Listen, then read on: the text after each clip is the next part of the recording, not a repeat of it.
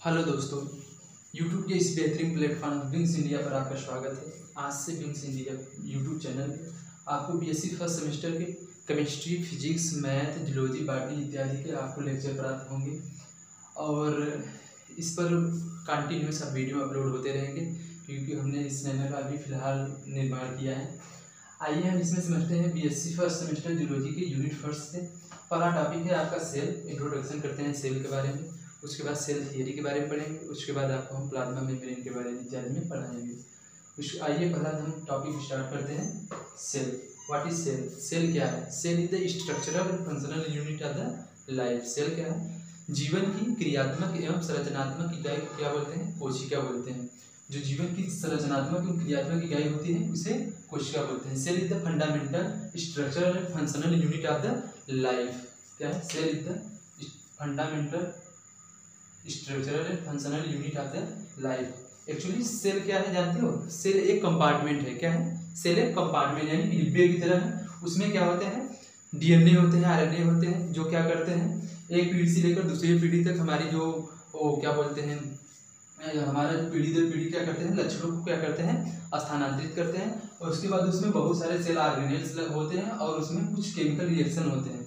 उसमें क्या होते हैं? कुछ केमिकल रिएक्शन होते हैं। सेल एक कंपार्टमेंट यानी डब्बे जैसे होता है। उसके बाद आइए उसके आगे जानते हैं। It is the mass of protoplasm. It is the mass of protoplasm and surrounded by the selective permeable. ये मास ऑफ प्रोटोप्लाज्म होता है जो सराउंडेड होता है किससे? सेलेक्टिव परमिएबल सेल मेम्ब्रेन से। क्या होता है?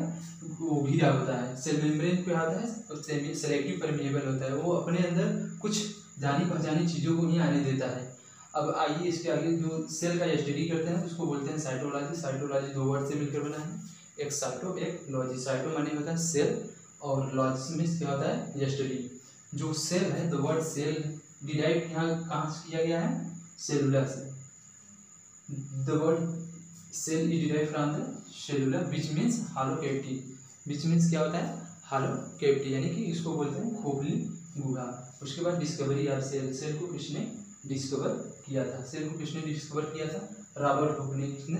रॉबर्ट हुक ने 1665 में। रॉबर्ट हुक ने सेल को डिस्कवर किया था 1665 में। hollow cavity like compartment in a very thin slice of the cork which in his microscope। और उन्हें अपने बुक माइक्रोग्राफिया में इसका वर्णन किया है। और उस सेल का क्या नाम दिया था? सेलुलर। सेल का सेलुलर नाम किसने दिया था? रॉबर्ट हुक ने। उसके बाद जो जीवित सेल है यानी कि जीवित कोशिका की खोज किसने की थी? एंटोनी वान ल्यूवेनहॉफ।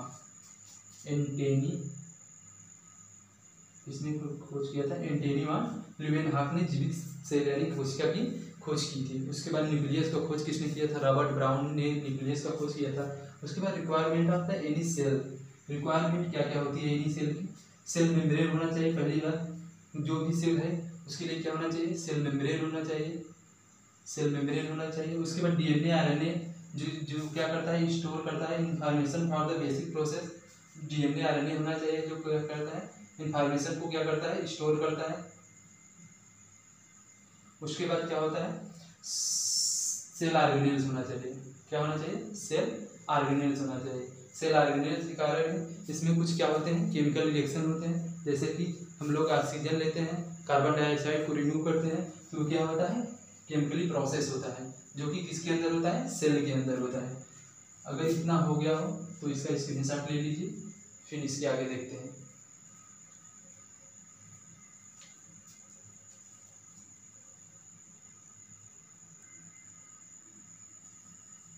अब आइए इसके आगे का टॉपिक सेल थियरी समझते हैं कि what is cell theory.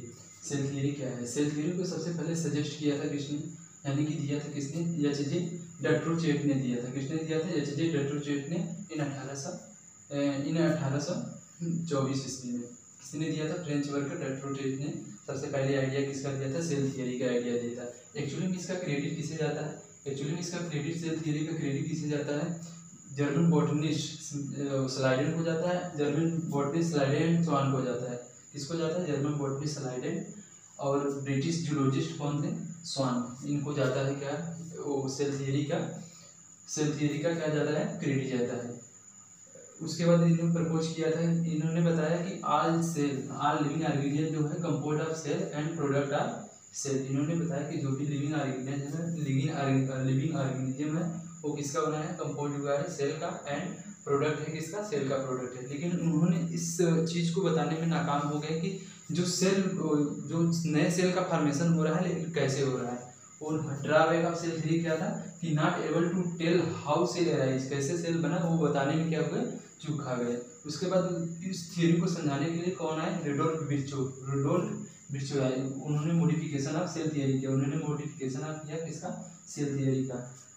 This was done by the Rudolf Virchow ने 1895 में। He propose law of the cell lineage and which state cell originate from the pre existing cell. उन्होंने बताया कि cell जो है, जो नए सेल का फॉर्मेशन हो रहा है कैसे हो रहा है कि प्री एग्जिस्टिंग जो पुराने सेल हैं उसी से नए सेल का क्या हो रहा है, फॉर्मेशन हो रहा है।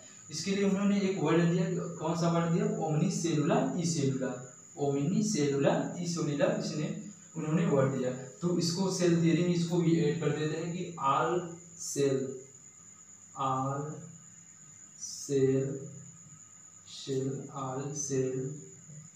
arise the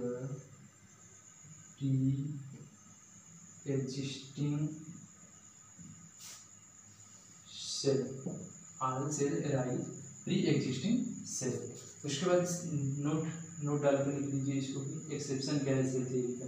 सेल थ्योरी का एक्सेप्शन है तुम्हारा वायरस है, वायराइड है, प्रियान है। वायरस कैसे है, क्योंकि वायरस में सिर्फ क्या पाया जाता है, सेल मेम्ब्रेन पाया जाता है और जेनेटिक मटेरियल पाया जाता है। उसमें सेल ऑर्गेनेल्स नहीं पाए जाते हैं और साइटोप्लाज्म भी नहीं पाया जाता है। और जो वायराइड है, वायराइड में सिर्फ सेल मेम्ब्रेन पाया जाता है और जो प्रियांस है उसमें सिर्फ जेनेटिक मटेरियल पाया जाता है। इसी कारण ये तीनों क्या है, इसके क्या है, एक्सेप्शन है। अब इसके आगे हम लोग टॉपिक समझते हैं प्लाज्मा मेम्ब्रेन कि क्या है प्लाज्मा मेम्ब्रेन। आइए इसके बारे में समझते हैं। सबसे पहले इसको नोट डाउन कीजिए या फिर स्क्रीनशॉट ले लीजिए।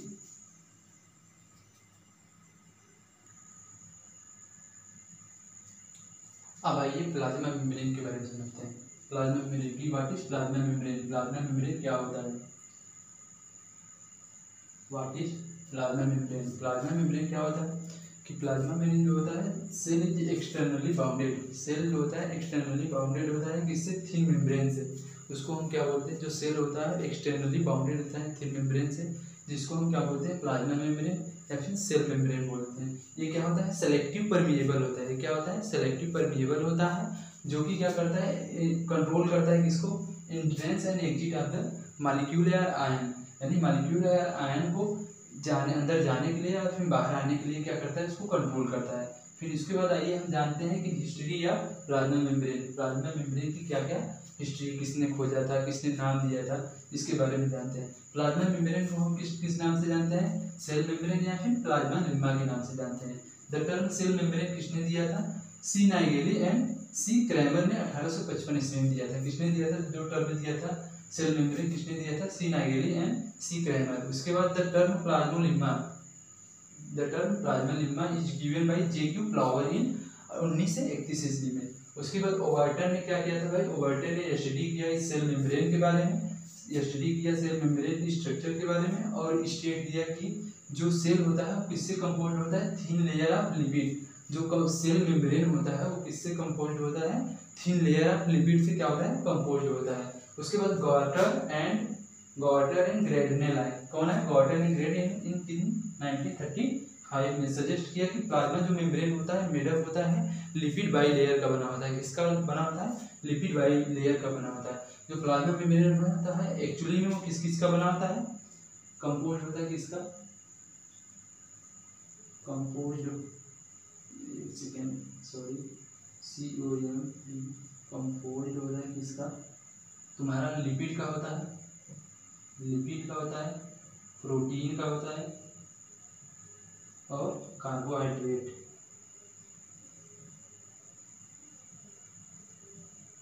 कार्बोहाइड्रेट लिपिड कितने परसेंट, 40% होता है।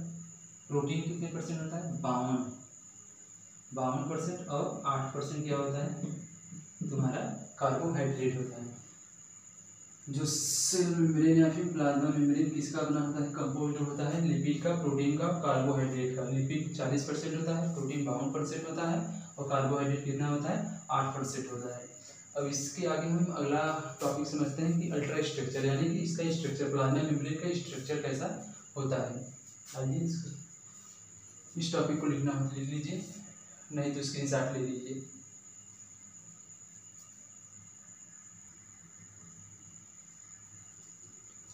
आइए अब आगे बात करते हैं ultra structure of plasma membrane. Plasma membrane की जो अल्ट्रा स्ट्रक्चर है उसके बारे में बात करते हैं। प्लाज्मा मेम्ब्रेन को अगर इलेक्ट्रॉन माइक्रोस्कोप में देखते हैं तो लिपिड का ट्राई लेयर होता है। किसका? लिपिड का ट्राई लेयर का बना होता है। एक्चुअली तो बाई लेयर होता है, लेकिन जब इलेक्ट्रॉन माइक्रोस्कोप में देखते हैं तो ट्राई लेयर का दिखता है। एक अपर लेयर होता है, एक मिडिल लेयर होता है, एक इनर लेयर होता है। जो अपर और मिडिल लेयर होता है वो कितने एंगस्ट्रॉम का होता है? 20 एंगस्ट्रॉम का होता है। और जो मिडिल लेयर होता है वो कितने एंगस्ट्रॉम का होता है? 35 एंगस्ट्रॉम का होता है। आइए इसके बारे में थोड़ा सा जानते हैं। Under the electron microscope plasma membrane appear the tri layered. उसके बाद the plasma membrane about 75 angstrom thick होता है, but the thickness very different type of the cell. Different type cell में अलग अलग प्रकार का हो सकता है। And the range from the 75 to 105 or up to 215। उसके बाद जो मिडिल लेयर होता है लिपिड का होता है, और किसका देखो इसमें 35 एंगस्ट्रॉम थिक होता है। And two peripheral protein layer जो होता है वो कितने एंगस्ट्रॉम का होता है? 20 एंगस्ट्रॉम का होता है। उसके बाद all lipid sandwich between two monolayer protein such membrane has been describe the unit membrane by the Robertson. इसको किसके द्वारा डिस्क्राइब किया गया था? रॉबर्टसन के द्वारा डिस्क्राइब किया गया था। एक्चुअली जो लिपिड प्लाज्मा मेम्ब्रेन होता है, प्लाज्मा मेम्ब्रेन एक्चुअली देखने में किस तरह लगता है? सैंडविच देखो, सैंडविच जैसा लगता है। उसको बीच में से काट दो, उसमें से जो घास फूस यानी कि जो पत्ता गोभी ये सब डालते हैं वो ये लिपिड का एक कुछ जैसे हो गया। उसके बाद जो ऊपर और नीचे से दबाते हैं उसको ब्रेड का, वो क्या होता है? ये लिपिड का जो अपर लेयर और इनर लेयर जैसे स्ट्रक्चर होता है। एक्चुअली में इसका एकदम बेस्ट जो स्ट्रक्चर है उसको हम फ्लूइड मोज़ेक मॉडल में उसको अच्छे से रिप्रेजेंट करेंगे। आज के लिए तो बस इतना ही। अगले लेक्चर में हम इसका केमिकल कंपोजिशन देखेंगे, और उसके बाद फिर प्लाज्मा मेम्ब्रेन का जो मॉडल दिया गया है, जैसे सैंडविच मॉडल हो गया या फिर फ्लूइड मोज़ेक मॉडल हो गया, उसके बारे में व्याख्या कल करेंगे। आज के लिए इतना ही। धन्यवाद। अगर वीडियो अच्छा लगा हो लाइक, शेयर, कमेंट, सब्सक्राइब, और जो भी परेशानी, जो भी क्यूरी हो आपसे, हमसे आप कमेंट के थ्रू, या फिर हम आपको अभी तो नहीं बनाया है ये उसका लिंक, टेलीग्राम का लिंक नहीं बनाया है और चैनल नहीं बनाया है। उसको बनाने के बाद आपको हम उसका टेलीग्राम का चैनल भी प्रोवाइड कर देंगे। उस पर जो भी क्वेरी है आप पूछ सकते हैं। आज के लिए इतना ही। धन्यवाद। Thank you.